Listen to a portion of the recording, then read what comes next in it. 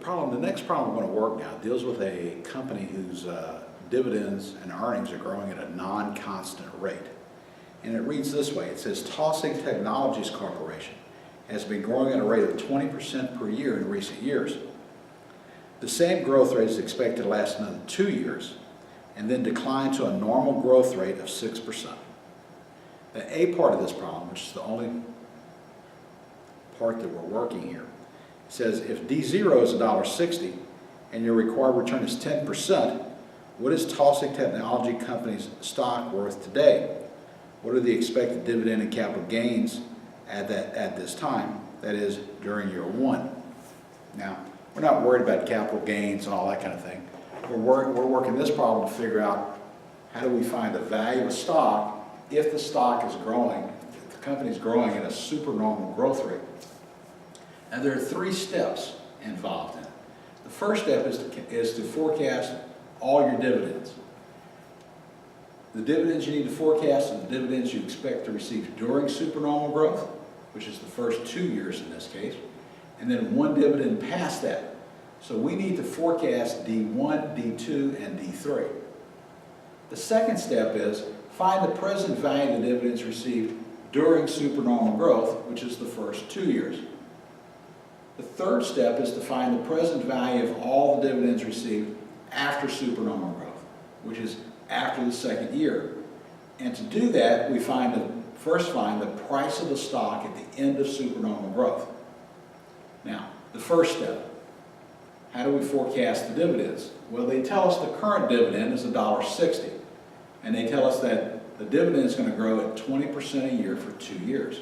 So to get D1, we take $1.60 times 1.20, and you get $1.92. And if you take $1.92 times 1.20, you get $2.30. Now, after 2 years now, the company is going to revert back to its normal growth pattern of 6% per year. So to calculate D3, we're going to use a 6% growth rate. We're going to take $2.30, multiply it by 1.06, 1 plus the growth rate, and we get $2.44. So that's the first step, is to forecast the dividends that you need. In this case, D1, D2, and D3.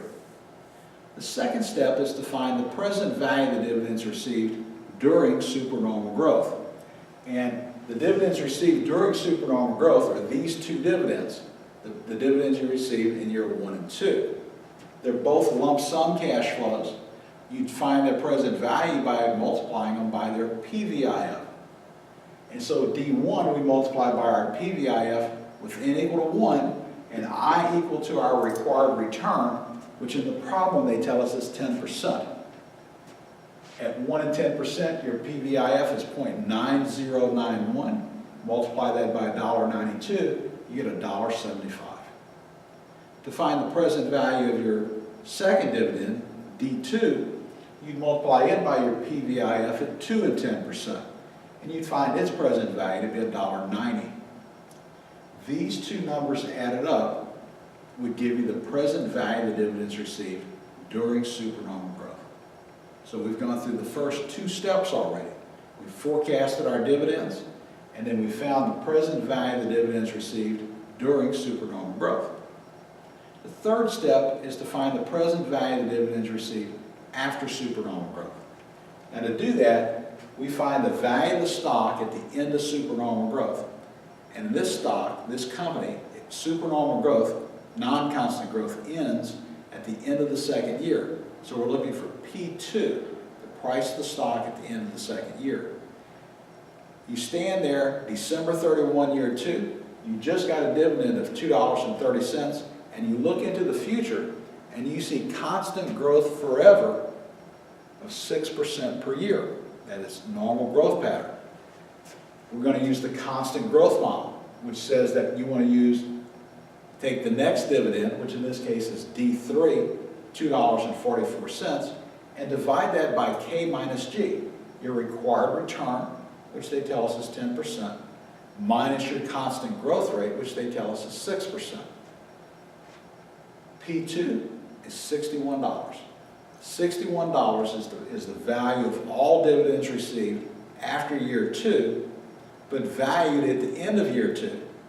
We don't want it valued at the end of year 2, we want it valued today. So we multiply $61 times our PVIF at 2 and 10%. Again, note, this interest factor and this interest factor are indeed the same. So if you take point A264 multiplied by $61, you get $50.41.